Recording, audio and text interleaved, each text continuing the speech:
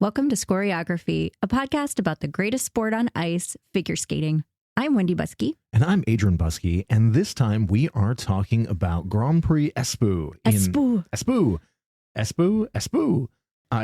sure it's Espoo, but it's fun to say Espoo. It just is. In Finland.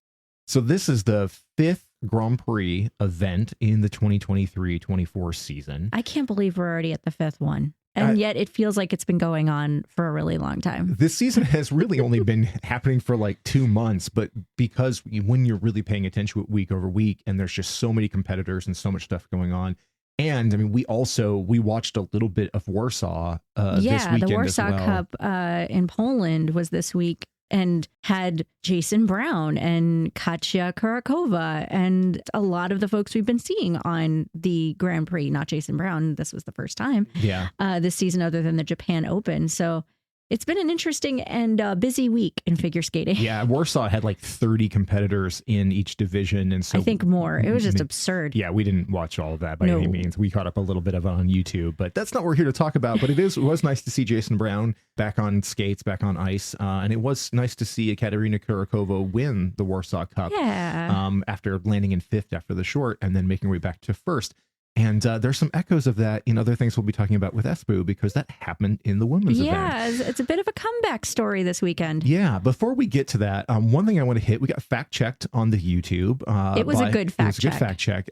So we've been referencing a lot of the fact that we're watching this stuff on Peacock, and so we are getting the ISU feed with ISU commentator Mark Henretti on there, who is wonderful. Yes. But for whatever reason, we've dorked up a few times and referred to him as Irish. He is very blatantly Scottish. And for whatever reason, we just said that wrong. And so in my mind now, every time we did it wrong, I just hear Mark at the back of my head going, "Ooh, what a shame." Just every time that we blew it. And in a good Scottish accent. Yes, not that bad one. So apologies to Mark and to anyone we've offended. That was a dork up. The thing I think is challenging when you're doing something like this, and we are not professional commentators, we are YouTubers with a fan cast, right? Pronunciations of people's names are difficult. You're dealing with like tens and tens and tens of or sometimes hundreds when you look at like Warsaw Cup or something of competitors that are coming from all over the place internationally. And so occasionally you're going to get things mixed up if you don't have a cheat sheet in front of you. And even with a cheat sheet, for whatever reason, we just didn't write down, we didn't write down Mark's name. So we kept being like, it's Mark on the ISU feed, but we'd forget his last name. So apologies to Mark. Apologies to anybody else who noticed that we had said that wrong. And thank you to the listener who fact checked us on us so that we could fix that. And know that we are working on trying to improve the notes and the overall accuracy of everything, especially with someone across from me named Adrian, and it is not spelled phonetically correct, oftentimes is mispronounced. We're very, very sensitive to mispronouncing any names, so we really want to do it right, so we're trying. Yeah, so if you catch us in one of these moments, again, please do fact check us, and if you want to make it funny, then just add, "Ooh, what a shame" to it, and we'll know exactly what's going on. But back to Espoo. So again, fifth program in the Grand Prix this season. And this is where we're really starting to see things shape up as far as starting to recognize who's going to be making it into the finals here in a few weeks. Because this event locked several competitors in for it, but it also leaves some question marks about what's going to happen next week at NHK when we finally see who will be the final six in each of the divisions going into the final. Yeah, and I really want to start with the women because it was, to me, the most interesting of all. Maybe not the best competition, but the most interesting. We have Kaori Sakamoto taking the expected gold, but also locking in her Grand Prix final position for sure. Right. I mean, with Kaori, no one's surprised to see her take the gold here at Espoo. Kaori did a really interesting thing with her placements in this season. As reigning world champion, she got to pick which events that she wanted to be at. And you would have expected her to pick one of her events at NHK in Japan because she'd be on home ice, and that's always a nice advantage. But in her choices this year, she decided that she wanted to actually be at Espoo so that she would not be an NHK, so that she would have a longer period before the Grand Prix, because basically NHK hits and then there's a week off and then right into the Grand Prix final. Mm-hmm. And that's a lot of pressure going into the final of this. And so she strategically decided to give herself a little bit more time. I think that's brilliant. Yeah, operating on the assumption that she would lock her way in, which as a two-time reigning world champion, that's good strategy and good thinking. She did not skate her best here. She won. It was still very strong. Still Kaori Sakamoto skating, well above most people at this competition. Yeah, she's easily. Still 15 points above second place. Yeah. But it was watching her free skate, which looked a little sluggish and just didn't quite have her usual verve and pop that we're used to seeing from her. Yeah, and a few little errors here and there. And in her short, she didn't do her triple. She did a double triple. So yeah, enough to clean up.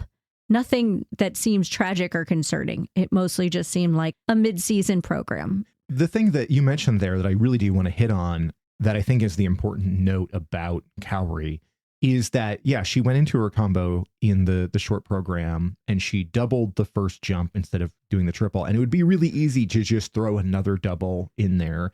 But Kaori does what winners do, which is that she thought on the fly, pushed through, and then got the triple on the second jump, which meant that she still got a triple-double combination and still got more points on the board rather than just doing a double-double. Absolutely. I mean, Kaori's been consistently great about that. Like, she rarely just gives up. It's a weird thing to even think about Kaori Sakamoto giving up. It's not that she doesn't have flawed programs, but she fights. And you can feel it in her on the ice. You can hear it from her in her post-competition interviews. Like, hearing her talk about this competition, you'd think that she was a disaster. Even with her glowy personality and positivity, she was like, well, this wasn't a very good competition. I'm like, you won by 15 points, but it's not what she wants. It's not to the level that she expects from herself, which, to your point, is what winners say and what winners do. And she's winning. And I love her. And I'm excited to see where she goes the rest of the season. When you're operating at the level that she is, in a lot of ways, you're competing against yourself. Yeah. If other people in the competition are not coming near those point levels, then you're chasing your own personal bests. And I think that that's what Kaori is doing all the time. And yeah, she remains, such a dominant force in the sport right now, and is great to watch every time. Well, and she's also chasing history. Like right now, if she wins that third world title, that puts her in a very elite category of women that have won 3 straight world titles. It hasn't happened in a very, very long time. So it's really interesting and intriguing to see where she's going to take this and if she can stay as consistent as she is, because it would be very exciting. I was also excited by Rion Sumiyoshi. By coming in second, she now puts herself in really pretty good position for making that Grand Prix final. Rion Sumiyoshi has a silver and a bronze now on the Grand Prix circuit this year. This is, again, one of those instances where I feel like, as a fan, really validated because, we talked about at the beginning of the season, Rion was somebody I was really excited to see come back. I really liked her last season. I think that she was not really in the conversation a lot, when at least the stuff when I was seeing people talking online or hearing other commentators and whatever like that, I think people were kind of sleeping on her a little bit. And so seeing 2 podium performances for her in only her second senior year on the Grand Prix, she's looked really, really strong. There's still, work to be done and improvements to be made. She did not have perfect skates here, but she was still really, really strong and is more than likely, I would guess, probably going to the Grand Prix final. It's looking very good. We still have to wait for the results of NHK.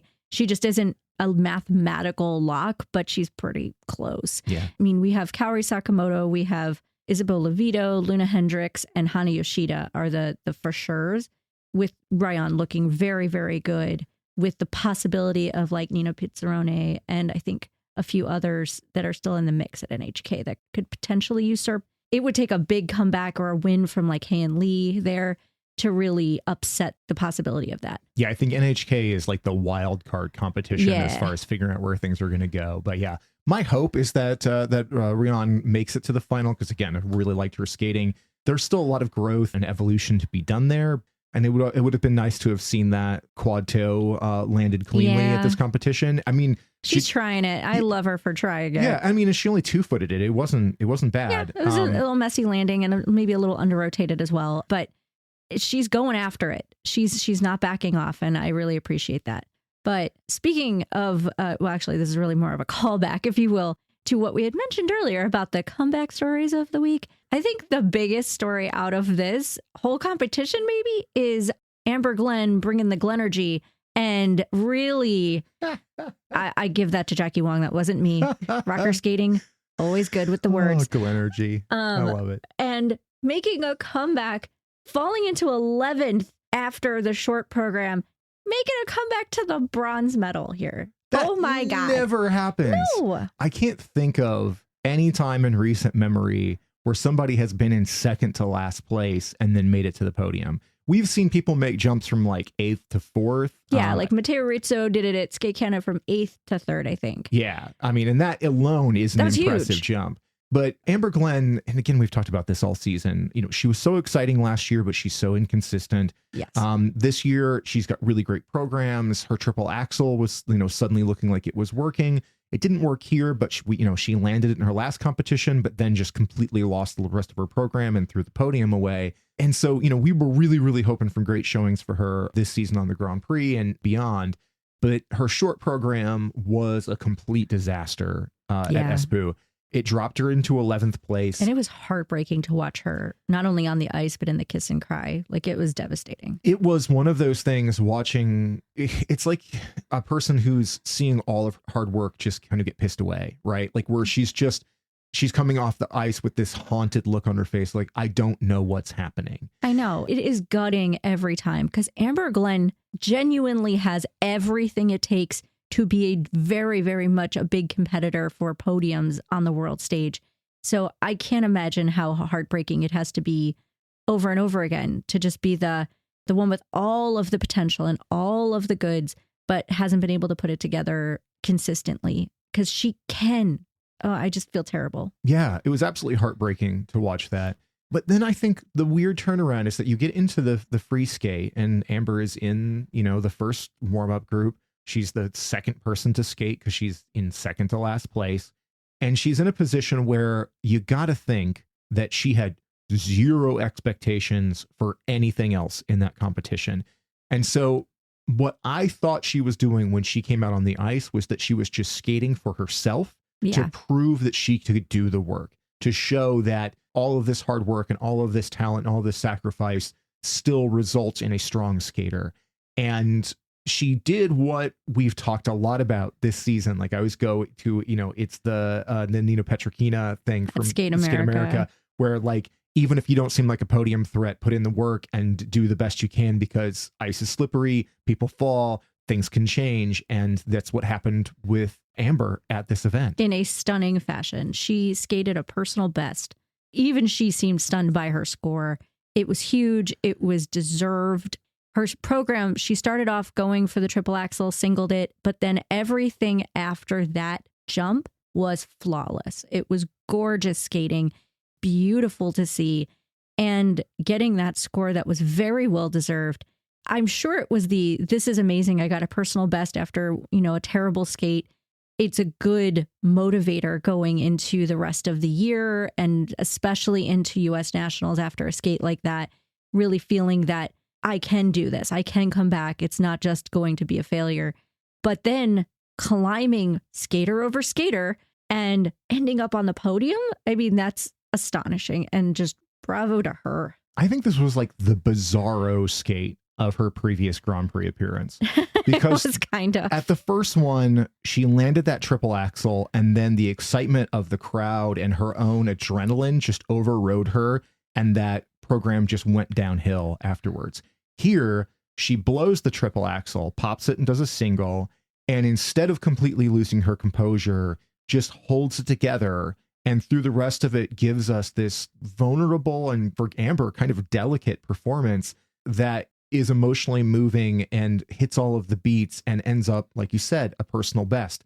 So even though she can't land that huge jump that she's been working so hard to make happen, instead, she gets a program that satisfies the judges, puts her in a great position, and then, it sets her up to, out of nowhere, take a podium place. Here's the one thing that frustrates me with the ISU feed, and I don't know if this is kind of unique to when we're watching like the end stage competitions, but so you have the kiss and cry, but then there's also some other spot that we often see at like the finals events where there's like, you know, a little lounge area and the people who are at the current top of the rankings. I see what you're saying. Yeah. I don't know what it's called, but it's... You see it mostly at like US Nationals and Worlds where it's like the top 3 at the moment are sitting together. Right. And they're just being shuffled off as they go. Yes. Right. So, and most of the time you have people sitting back there who are like, oh yeah, I skated early on and I'm going to get bumped off. Like, and you just kind of cycle through. And every once in a while you get that person who comes in and sits down with the expectation that they're going to just, you know, get bumped off by the next skaters. And they just keep sitting there. Right. And Yeah. there's always that look on their face of like, oh, I'm still here. Oh, this is still happening. It makes me think of Worlds 2 years ago when you saw Vincent Joe realize he was going to be on the podium and basically have sort of an emotional breakdown while Camden Pulkin was like trying to take care of him back there. And those things are kind of amazing to see. And I kept wishing while watching this that we were seeing that if that backstage area is happening there. If you could actually see her face as it was this is happening. This is really happening. Yes. I mean, even when we watched the medal ceremony, when Amber comes out to take the ice, she still looks shocked. Yeah. Absolutely grateful and happy and having the joy of that moment. But even then, she is coming out on the ice like, I cannot believe this is happening. Yeah. I don't know. There's something kind of amazing about that. It's unfortunate that it sort of comes about from watching a lot of other really good skaters, though, have a pretty poor day. But I'm very excited for Amber. I'm thrilled for Amber. But yeah, it was a bummer to see Cheon Kim, I wouldn't say fall apart, but definitely not skate her best by any stretch. And if you got a close up on her hands as that program was starting, you could see her hands shaking. Like she just looked terrified. Unfortunately, it took her off the podium. And that was sad because she did have a very strong short program. She's still so young and new to senior competition. She admitted that she was really nervous going into this competition, knowing that a Grand Prix final spot was on the line. And so it's a bummer, but I see much greatness for her in the future. So it's one competition. That was almost Yoda-esque. I see much greatness in your future. Like you said there, Cheon was coming into this with a lot of pressure on her shoulders. I mean, she is fresh out of juniors. Well, she's the hope of Korea right now, in the sense that so far this Grand Prix season, we haven't seen the greatness we're expecting from a lot of the Korean skaters. We still have a shot with Haein coming back and possibly making the Grand Prix final. There's still a mathematical possibility for it. If Haein wins at NHK, because she was fourth place at her earlier Grand Prix appearance, she could mathematically lock her way into the final. Because there's been, outside of Kaori having 2 golds, there has been no other woman who has gotten locked with 2 golds on the Grand Prix this season. No. So there is room to get some of these kind of wild card entries, but she will have to win gold, I think, in order to pull that off. Maybe silver? Maybe silver, but I'm not. It really depends on, I am not that good at the math, but there is a shot, essentially is what we're saying. Yeah. So Haein still could make it work, but there was a more, I think, a heavier pressure on Cheon this week because she had been a medalist before. So if she had medaled here, it would have put her at a really, really good advantage for staying in. Yeah, but with Yelim Kim underperforming in the Grand Prix, Young Yu having a struggle in this season so far and at this particular competition, that's a lot of weight on a young skater, and you could see that it was weighing on her. And unfortunately, it was just enough to have her underperform in the free skate, which is one in a series of underperformances, which opened the door for Amber Glenn to slide into that podium position. Cheon Kim is still an exciting skater, and she's so early in her career. I think she is an absolute threat as we get closer to the Olympics. We just need to see a little bit more emotion and joy and that artistic flair enter into her performances, but she's got all the rest of the pieces. Yeah, and I want to keep us moving along, but I do want to call out, I wish we had seen a little bit better from Star Andrews here. I love Star. I feel like she took it really well, but it's really rough. I'm hoping that she can come back for U.S. Nationals. I think Star has one of the healthiest attitudes on and off the ice. I think that she, unfortunately, is a skater who is always struggled with, that division between greatness and inconsistency. She's terrific. She doesn't have the technical to really compete at high level, but she's a wonderful skater when she's on. It didn't work out real well here. I mean, we also saw like Mana Kawabe had a really rough skate here. I mentioned Young Yu, who is a skater that I absolutely adore, who actually was pretty solid. I think she was in fourth after the short, but then had a really rough long program. Yeah, and that dropped her into 8th, which really is a bummer for me. I would throw out a kind of it's for her too. Yeah, a surprise shout out to Lorraine Schilt from France. She was solid. She was real solid. Lauren is not a skater that generally captures my attention in any big way. Like, she's a very solid, very fundamental skater, but not necessarily a very exciting one. but she put in 2 decent skates here and made her way into the 5th place. So it was a good showing for her. Yeah, I was happy to see that. Yeah, I think for her, I think that's a good moment for her overall. Well, let's move on to the dance, because I actually think that was the premier competition of this event. The top 5 here were spectacular. When I'm going to think about this event afterwards, I will, of course, remember Amber Glenn's huge jump in rankings to make it to the podium. The other things I'm going to think of are just a whole bunch of these ice dance skates. But for me, and we'll get to it as we run down the rankings in it, but the one that's going to stand out to me most is actually the 4th place skate from Carrera and Pomerenko, because I loved that skate. But let's start off with our champions. We'll start with Chalk and Bates coming in not too far off of their amazing debut at Skate America. This one, not quite as strong, not in the like, oh no way, more in the, this was still a fantastic performance. The rhythm dance was amazing, perfection. Free program, definitely not perfect, had some errors here and there, but still mesmerizing, incredibly inventive, so risky. That's the biggest word that comes to mind every time I watch that free program, is just how risky it is. And they won by not that much here because of the strength of the Canadians right behind them. In this one, and we'll talk about the Canadians here in just a second, but I do want to just talk a little bit with the Chalk and Bates stuff here. We've only seen them one time previous this season. Yes. The first time, they came out with brand new programs nobody had seen, and they just annihilated the place with them, right? Like, they were incredible. Incredible material. The rhythm skate to Queen was just as brilliant here. Yes. It was so energetic. It's full of so many just memorable moments. It is a really, really fun routine, and it is sort of like the promise of the 80s rhythm dance in this season fully realized. Totally agree. Their free skate, it was still quite good, but you could feel them being just a little bit more careful with it. Mm-hmm. And so it was just a little tighter in places. And also we saw like Madison have a bit of a bobble in the twizzles, which cost them a little bit. And again, it's death by 1,000 cuts in ice dance. Very little room for error, and the energy just was not quite to the level of what they did last time, because again, you could feel them playing it just a bit safer just to make sure that there were no big errors. Still a terrific thing, and it is wildly complicated. There is no free space in their free skate. No, that's the thing I notice. I get 3 minutes into a 4-minute program and I feel like I'm out of breath, and they're just gliding and smiling and moving through it so fluidly.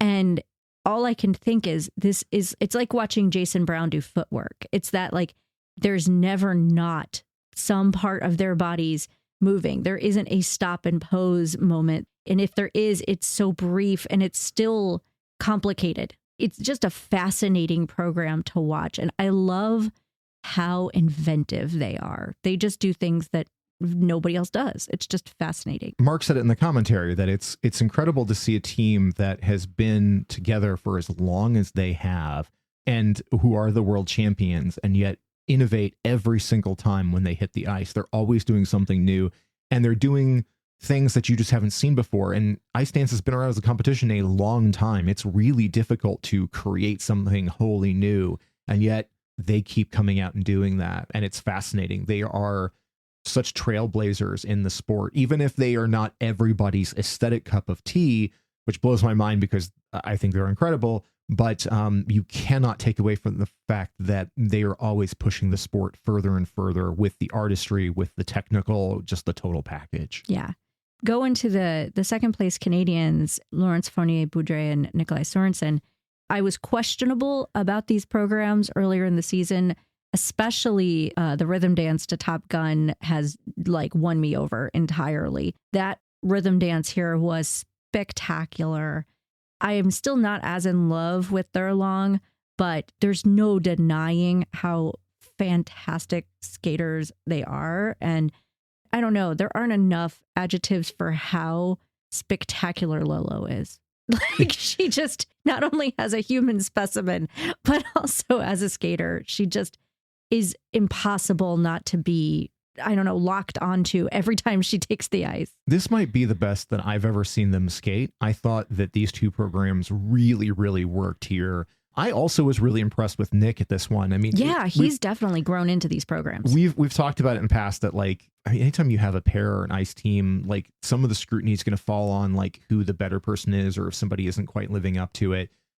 Even the greatest teams of all time, if you look at, like, Gabby Papadakis and Guillaume Cizeron, people for years were talking about how, like, Guillaume is like the greatest male ice dancer of all time, and then Gabby is very good.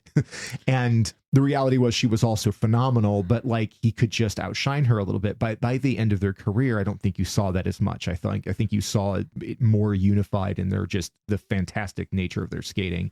I think with Lolo and Nick, Lolo is so striking and so good, and Nick is very, very good, but just sometimes didn't look like he was quite keeping up with her.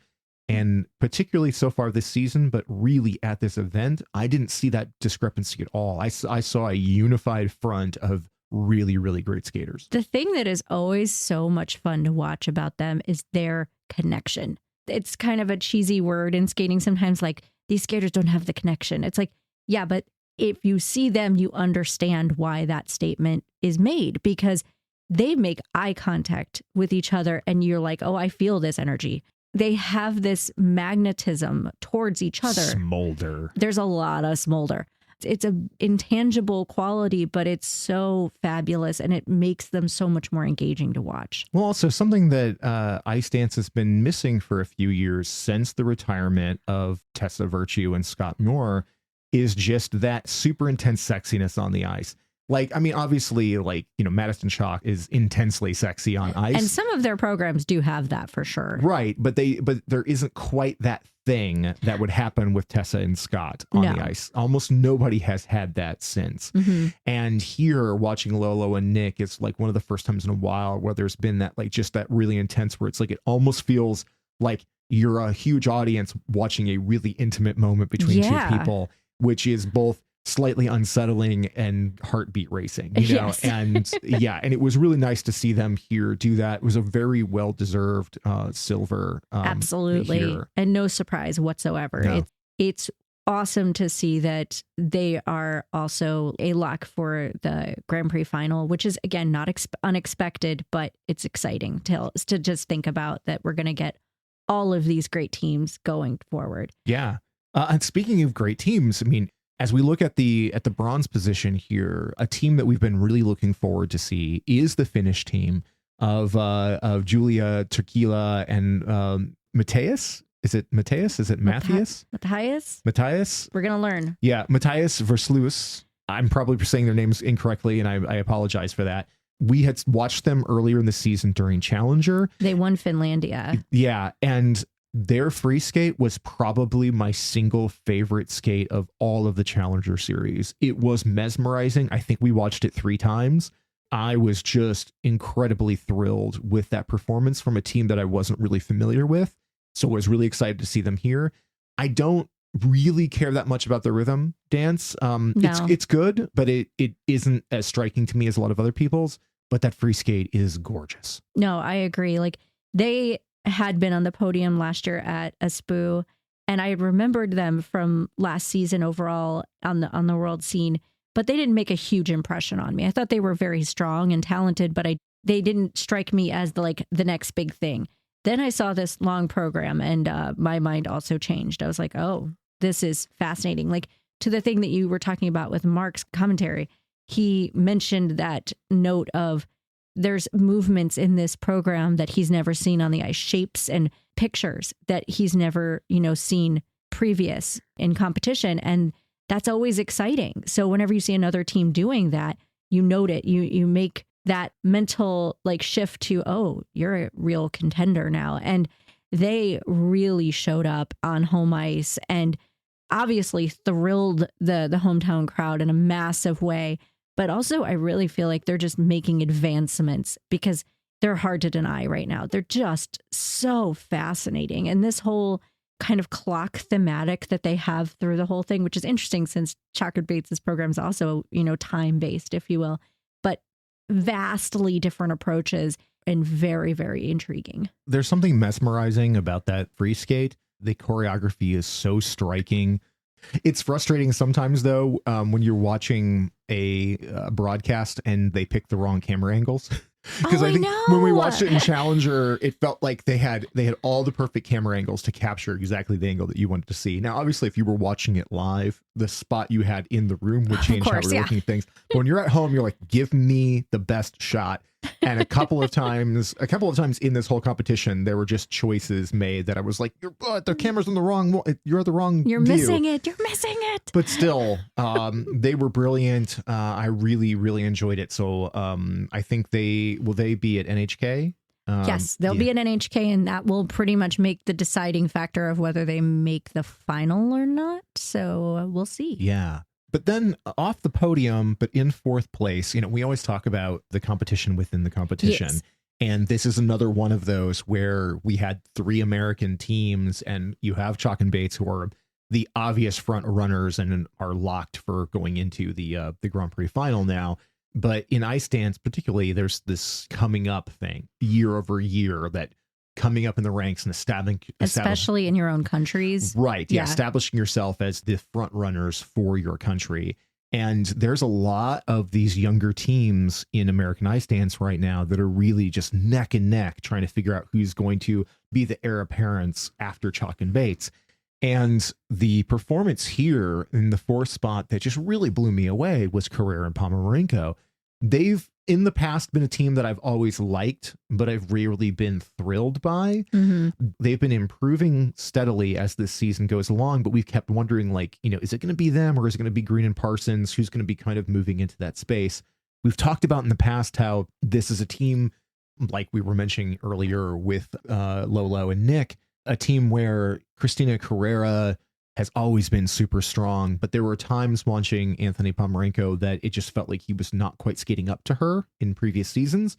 That discrepancy seems to have vanished, at least in where we're at now, because they were on fire at this event, and that free skate is fan-freaking-tastic. I agree with you 100%. Like, I like their rhythm dance. I don't know that it is memorable, but it is strong and solid. Their long program is up there in my top 5 of the season from anybody. It is a special skate, and this particular performance of it was magnificent. And I agree with you. Anthony has always been a very strong skater, but I never felt anything off of him. I felt like she was carrying the emotional load with them as a partnership. And now I feel like that is not an issue anymore. He is selling to the rafters. I feel like he is all in. And not only is it his, blades doing the work, but it's every part of him. And so it's really wonderful to see their growth this season.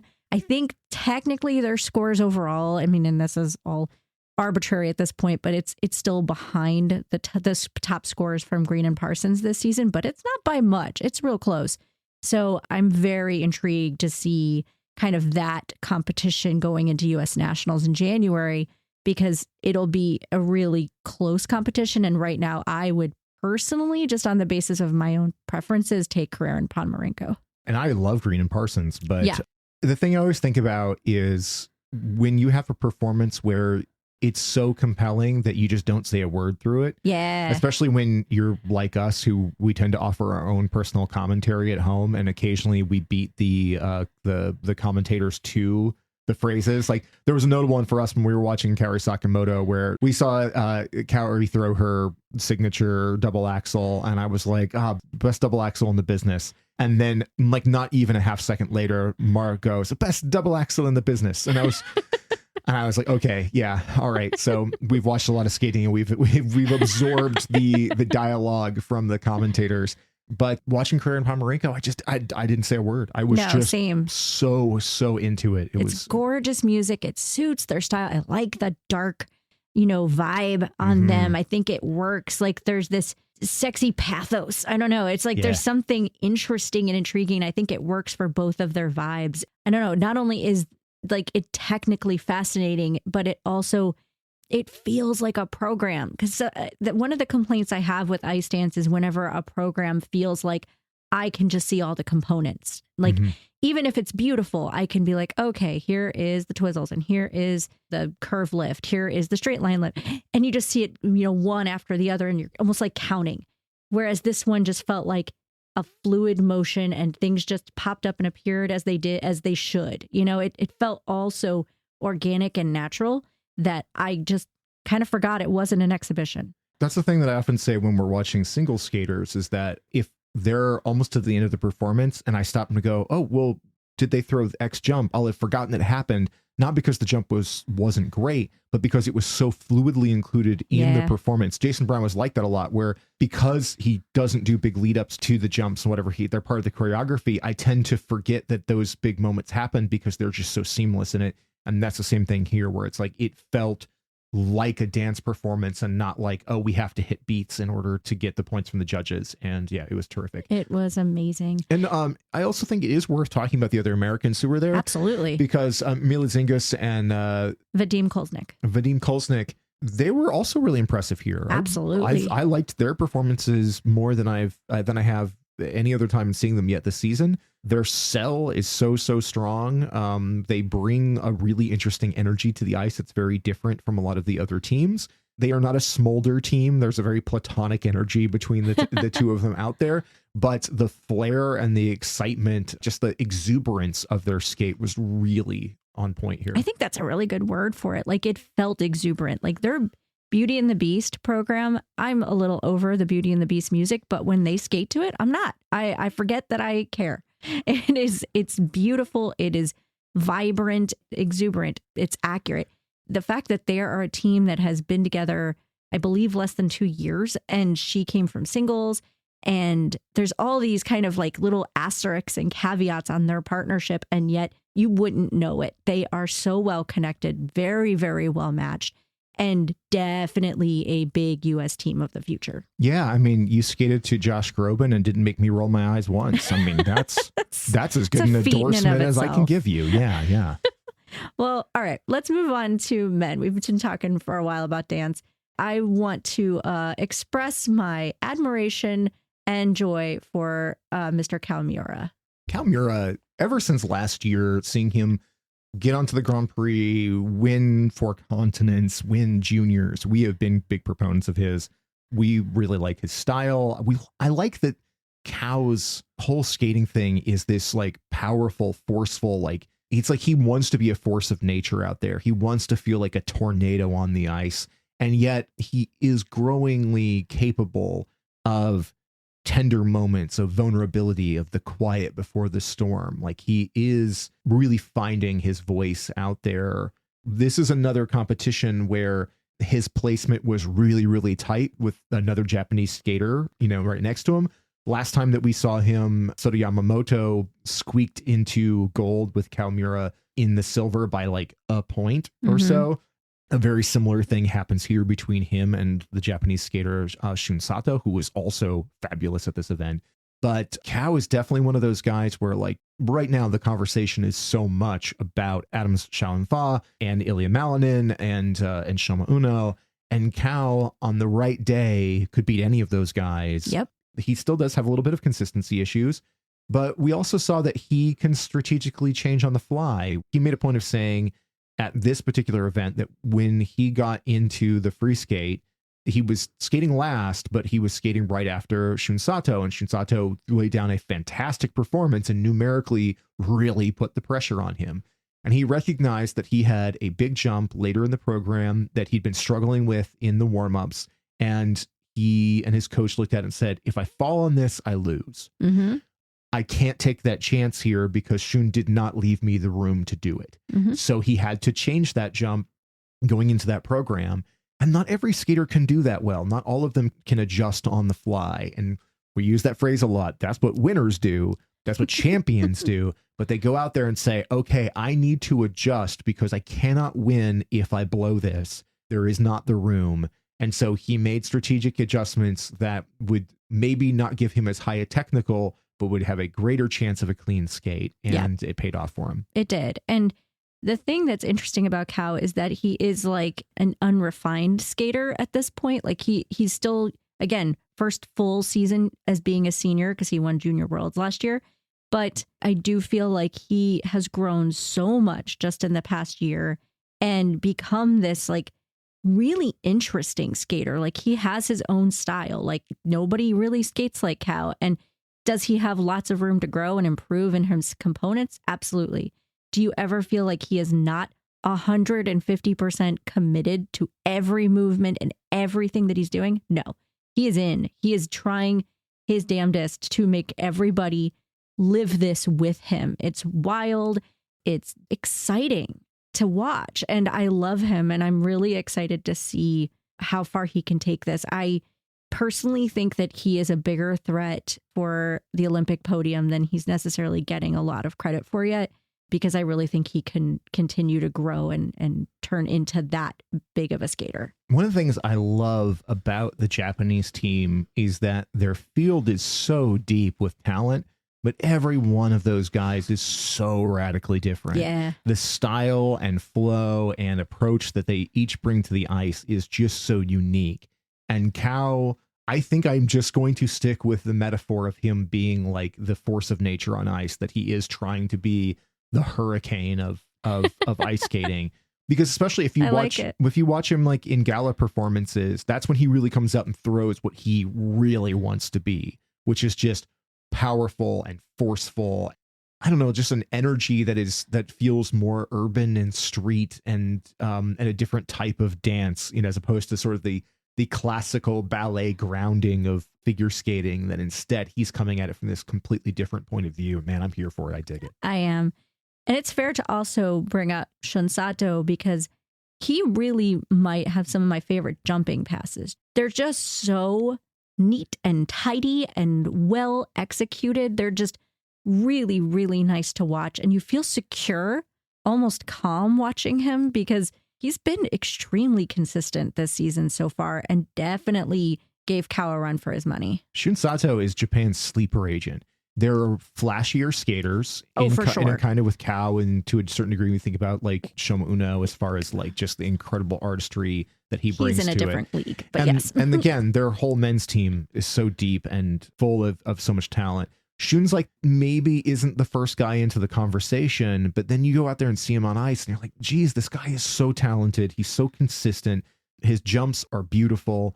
He doesn't have quite the explosive charisma on the ice that some of the others do. And I mean, it's fair to say, I don't think Kao has that either. Like his is a different type of performance, but watching Shun out there, like the security you feel of that, like, oh, this is going to be good. This is skillful, consistent, really, really competent skating. And the thing with Shun is that always like positioning himself to steal that podium if the front runner fails to take him seriously.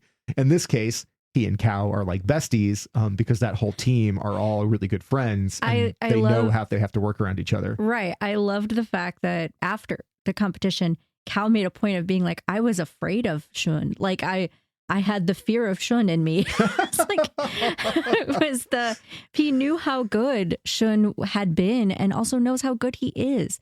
But to your point, I think that you hit the nail on the head with him in the sense that he brings so much like calm security, but doesn't bring excitement. And I feel like that's one of the defining characteristics of Kao. And so if you look at their overall performance scores, that's why Kao is always going to take that side of things, at least at this point in their careers, because Shun has not really shown us his personality. Yeah. I can always feel confident looking at like watching Shun that he's going to lay something down that's may have some mistakes, but overall he's going to fight through it and he's likely going to succeed to a certain degree. But I don't necessarily get excited watching him because I haven't seen anything that makes me feel excited. Yeah, that's fair. And that's very akin to some of the other skaters that we've watched, like in the women, as far as like to a certain degree, Cheon Kim, also like Lindsay Thorngren from the Americans, in that sense of like you have people who are like really, really good skaters, but that personality expression isn't quite there. I think Shun is a much more developed skater than either of those two women at this point because they're both very fresh out of juniors and stuff. And Shun is a little bit more experienced. But you kind of get the sense that he is sort of an understated personality. Yeah. And sometimes you want to overstate a little bit. Yeah. Sometimes the overstating is fun. And actually that leads us directly into our third place competitor. Nobody overstates like Kevin Amos. Nobody. There isn't a human. Yeah. So Francis Kevin Amos he's one of our faves. I mean, this guy is terrific. He is a wild card on ice because, you know, he is not perfectly consistent, and his rampant emotions can sometimes overtake him on the ice. We saw him have a pretty lackluster short program, to the point where I think he even said in the post interviews that he wanted to just go home. Yeah, he had said that if it weren't so insulting or like rude to the fans that had come out to see him and to see the performances, that was his desire, would have been to withdraw, but he didn't want to do that to the fans. And granted, he was in 5th place. I mean, he was, but I mean, for himself, I can understand that, because he came off of Skate America, where he was absolutely phenomenal. His short program wasn't good. I mean, it wasn't terrible. He still knows how to always sell a program. Yeah. But it was not what he can do. And he looked devastated in the kiss and cry. So I was not surprised in hearing him say he wanted to withdraw. He also mentioned that he just didn't mentally feel like he was in a great space coming into this competition.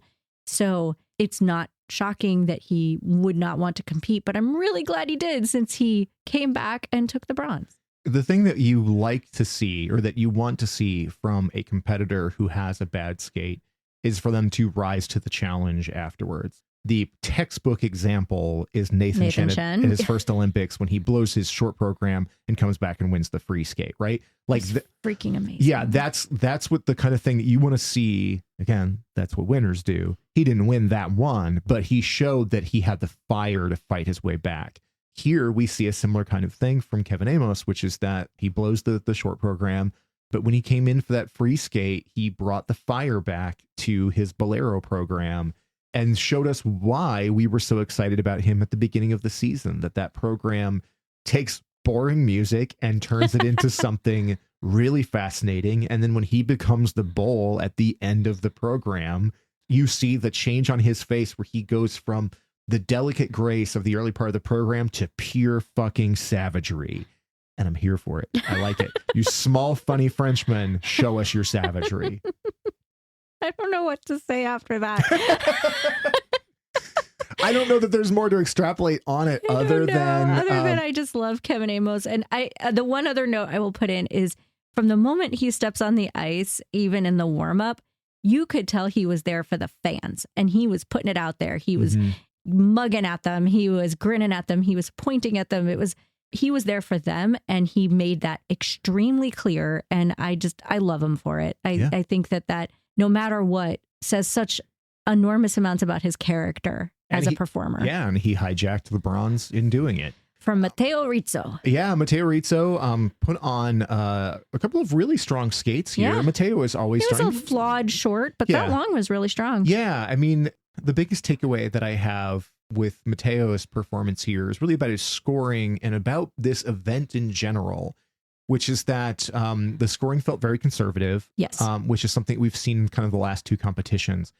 I really keep wondering if Skate Canada's scores were so wildly out of pocket.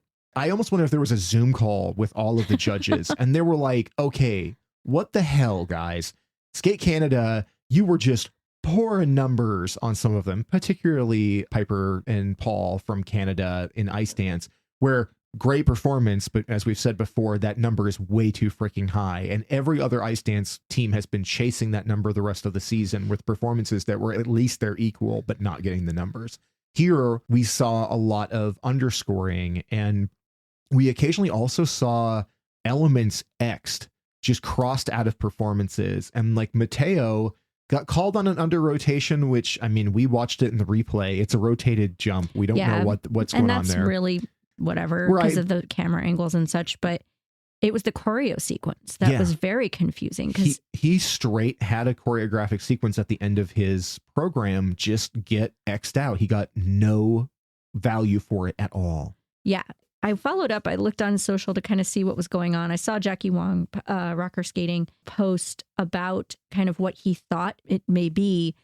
I won't get into it, the details. If you want to go to his social channels, it'll make more sense. He outlines it really, really well. But it basically sounds like the judges may have not counted one part of his choreo sequence in terms of his movements, and then looked at another part of his program as the choreo sequence, and that one didn't also fulfill the mandatory number of changes in position that you have to make. something along those lines. But regardless, the thing that I took away from it is Jackie made a point of saying this may be contestable, because what's really interesting about and worth noting about this is that if Matteo had not lost that choreo sequence and the points for it, he would have gotten the bronze. And not only would that have changed the order of this podium, but it would also put Shun Sato ahead of Kevin Amos in terms of the Grand Prix Final standings.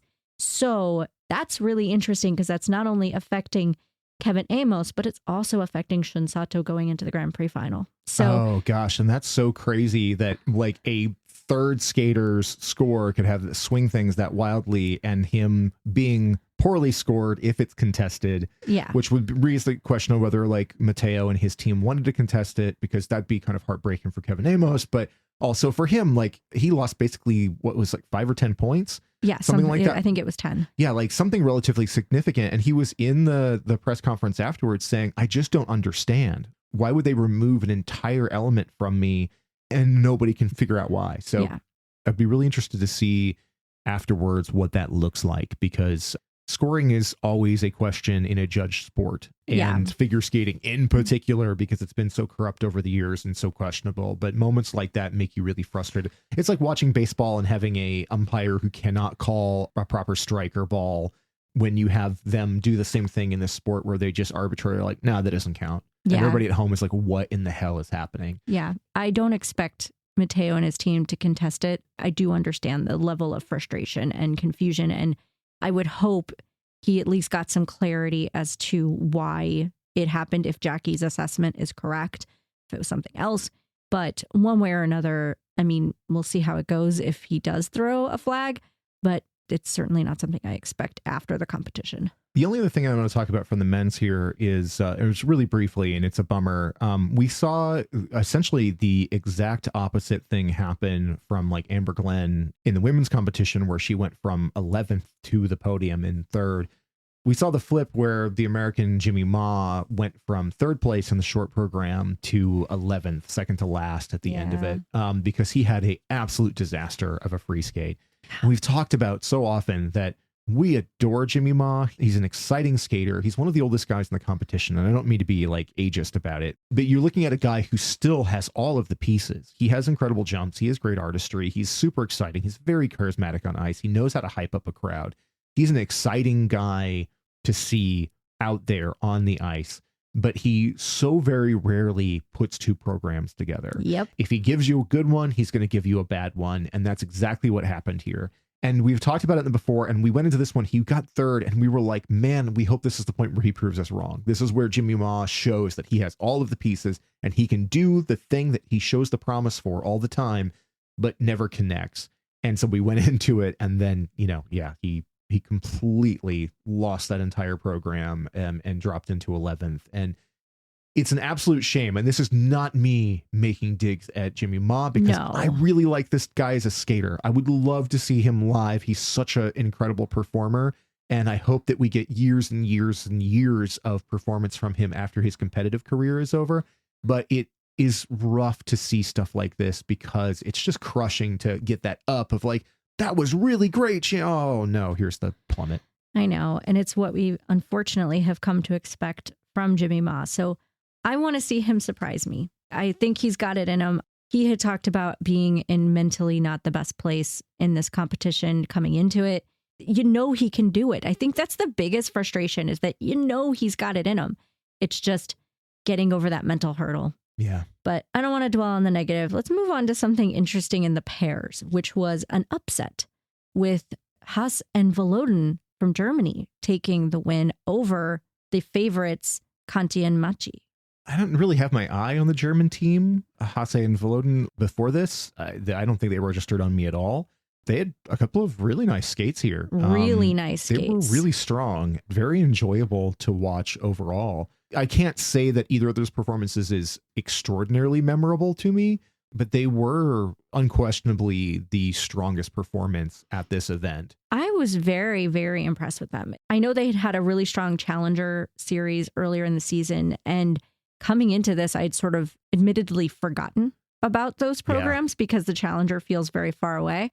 But as soon as they came out, it was that refreshing feeling of, oh, here's a very competent pairs team who looks polished and interesting and prepared. Yeah. Their long wasn't quite as spectacular as their short, but I was still extremely impressed. And they are absolutely ones to watch going into next week because they're going to be competing again at NHK.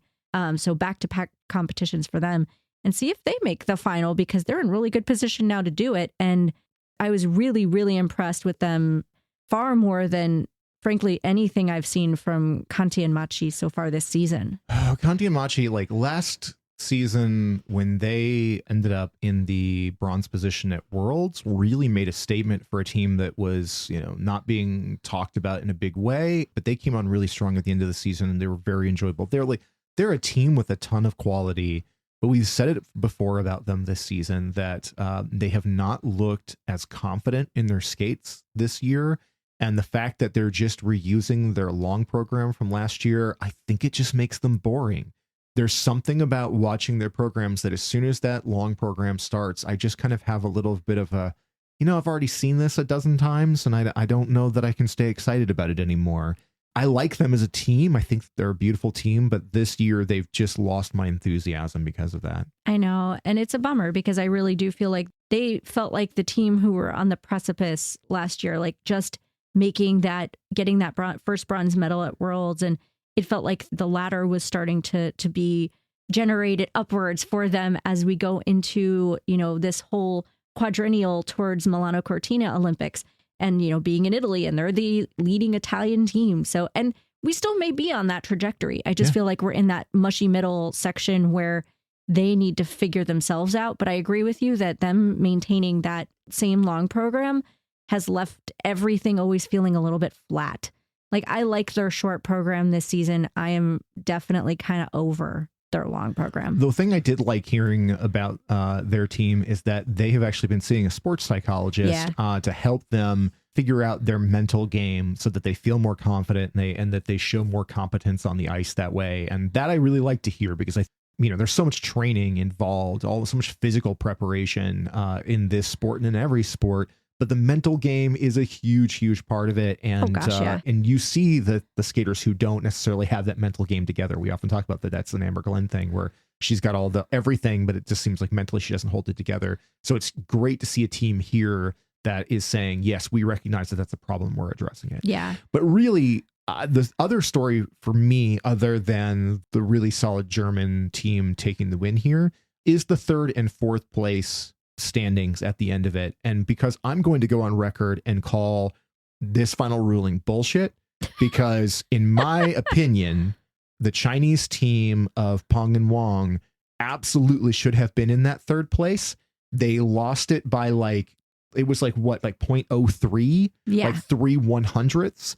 They had a very clean, very, very good free skate. They were in the first place position after the short program. They were probably the team that I most enjoyed of everybody on the ice out there. And with no disrespect to the Hungarian team, because they were also quite good, I think that Peng and Wang won that third place easily, if not maybe should have been in second.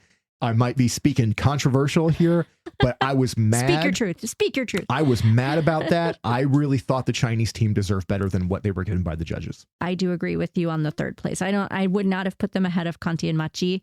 But I do think them falling off the podium, and granted, their technical content wasn't as strong as the third place team of Pavlova and Sviatchenko. But that said, Pavlova and Sviatchenko weren't perfect, and Peng and Wang also weren't flawless. But overall, watching both programs back to back, I agree with you. I feel like overall, Peng and Wang should have stayed, especially as they were first going into, by a hair's breadth. Yeah. It was a tight competition. Yes, it was very tight. Like the scoring wasn't too far removed between any of these teams. But I agree with you that I would have had Peng and Wang ahead of the Hungarians. And it is a bit of a bummer because it takes any chance for them going to the Grand Prix. It drops it pretty low. And not that it's impossible. There's still, again, mathematical possibility. But I am very excited about this team. I think that especially this is their I think, only their third competition together because they did Shanghai Trophy and they've done their 2 Grand Prix. Peng and Wang, they have shown up in a big way and just dropped themselves into the conversation. So I'm very curious to see them by the time we get to, I mean, I believe they said they were going to be at 4 continents. So I'm, oh, that would be exciting. Yeah. So I'm very excited to see their trajectory. We need good pairs teams. So seeing them and Hassan and Volodin just gave me some hope for because I mean, if I'm being totally honest, this whole season, the pairs discipline outside of Deanna and Maxime has felt kind of like womp womp. Yeah. Even with great teams showing up here and there and really performing well, nothing has been exciting. But this competition gave me some hope, genuinely. This is the one where we didn't have, outside of the Italian teams, any real obvious up-and-comers, at least to my observation for the season so far, and it was surprisingly compelling. The thing that I will say about Peng and Wang is that they bring a sense of joy to their pair skating. I agree. And every team kind of has its own vibe. Every individual skate and program has its own thing, but there's something that those two bring to the ice, which is that sense of joy of skating together, of the love of being out there on the skates doing those performances. And I found that really moving. I find them really engaging.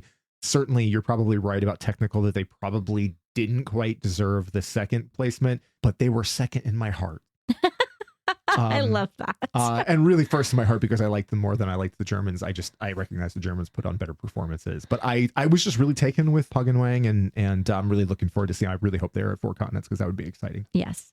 With that, I think we are complete for this week and going into NHK Trophy, our last stop on the Grand Prix towards the Grand Prix Final. NHK is a great place to finish off all of the qualifying rounds because everybody knows that Japan is the skate country. That's where you want to be. Right. That's going to be your best crowds. That's where it's going to be lit as hell. It was weird watching Espoo. The thing that I kept thinking about was the fact that they just really didn't throw much stuff on the ice. No, the stuffies were minimal. It made me wonder if maybe they have some sort of limitations on, maybe they don't have the vendors there, or limits on what you can bring in, because... Or they're just not a stuffy crowd. Maybe, but it was like watching China, where, I mean, if it was like Boyang Jin, they're just raining, stuffies on the ice, but they were throwing a lot of stuff. But through a whole season, we've seen a lot of it. Mm-hmm. And here, 3 or 4 things would fall on the ice at any given time. It was kind of like Madison Chalk got flowers. Yeah. And there were some cute, there was a few times people handed out the little head flower. Oh yeah, the crowns, flower crowns and stuff. Yeah, it just seemed in general like this was not the crowd. But there was the 2 women in the fluffy pink zip ups that we see at almost every competition. So there's that. I'm fascinated. There's there's the mysteries of ice skating, who are those 2 women that are at every competition? Who are that older couple that are at every American competition that wear the Michigan big jackets? We see them all the time. If you're listening, tell us. Right. We did solve one mystery this past week thanks to social media, which is that we see so many, particularly of the Japanese men, skate with this very signature kind of necklace that we see on all of them. And we've seen that necklace start to appear on some of the men, including Ilya Malinin. I want to say that Gogo has one as well. Could be wrong. But we kept seeing, we're like, what is going on? Is there a cult? Is there somebody? Is there a patron who's giving away these great gifts? And it just so happens that it's a high-end jewelry brand in Japan that Shoma Uno went to buy one for his dad at one point and really liked it and got one for himself. Word on the ice, that brand was like, oh my gosh, Shoma Uno's on the ice with their thing.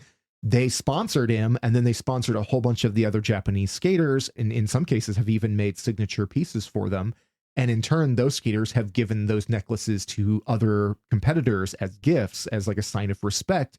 And so that's why you see them all over the men in competition. I love this story. Super cool, man. I really, really dig that. So, and I really dig that there is this jewelry brand in Japan that has these ad campaigns that are full of the Japanese men skaters. It's super cool. So I just want to shout out to, and I really need to start writing down these names, but the person who on the Bad Place was kind enough to tell me, their Twitter handle was @Shoma Gravity.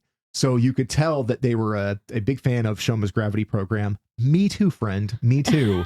But thank you for filling me in on all of that, because that was something I've been wondering all year, and I think even last year. And so that was exciting to see. But yeah, NHK is Wildcard City. It's going to be interesting. And speaking of Shoma, we're going to get Shoma and Yuma together. Yeah. Yuma is still recovering from a season of injury. He still doesn't have all of his quads back. It'll be interesting to see if he ratchets up that. Beautiful.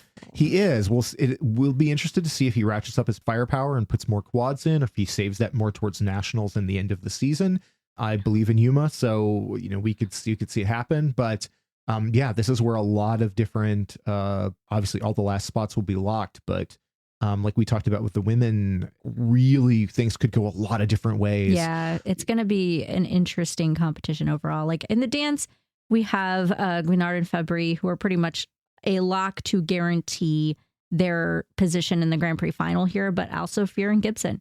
The Disco Brits. The Disco Brits are bringing Rocky to Japan. Oh boy. That's going to be interesting. It's going to be fun. You know, it's going to be fun. You got to keep your eye on Nina Pizzaroni in the women's competition. For sure. Because she was such a surprise earlier in the season, and she could lock there. We talked a lot about Han Lee. It's going to be a wild competition in, one of the most exciting places in the world to see skating. So we're here for it. With that, I will wish any Americans listening a happy Thanksgiving week, because we're leading into that. And then right after that, we'll be joining you in watching Peacock NHK Trophy from the busiest shopping day of the year. We're going to stay home and watch figure skating instead. Hell yes. I'm so thankful to have that going into that day. So as always, Scoreography is available on the web at scoreography.show. That's our website where you can find the links to subscribe on all the different platforms, including all of the major podcasting places, along with YouTube. If you're watching us or listening to us on YouTube, hit like, subscribe, the bell, the free hamburger button. I don't know, what is on YouTube anymore? Where's the free hamburger button? I would like to know, because if you could send me a free hamburger right now, I'd be pleased. Or just a tea, that'd be great. I'm slagging here. But also, again, leave us a comment. Tell us what your favorite skate was. Tell us it was divisive. Tell me I'm wrong about my feelings about something. Go ahead. We need it. Yeah. We welcome all the engagement. That helps us out a lot. And we love hearing from you guys. We've been seeing more of that engagement there on YouTube, and that's been great. So yeah, we really appreciate all of that communication from people who are listening and are just as excited about this sport as we are. You can follow us on the socials. We're on Threads and Blue Sky and The Bad Place, and particularly Instagram's the main one, where we're at Scoreography. We're on Threads as at Scoreography. We're on Blue Sky as at Scoreography.show. We are at Scoreography on Twitter, but probably not for very much longer, because the guy who runs that place is a monster and we don't want to be associated with him. Beyond all of that, we just want positive, good vibes for this skating world, and that's what we're trying to push here on Scoreography. And we look forward to talking to you about the next episode. And for Scoreography, I'm Adrian Buskey. I'm Wendy Buskey. And we'll talk to you next time. Bye.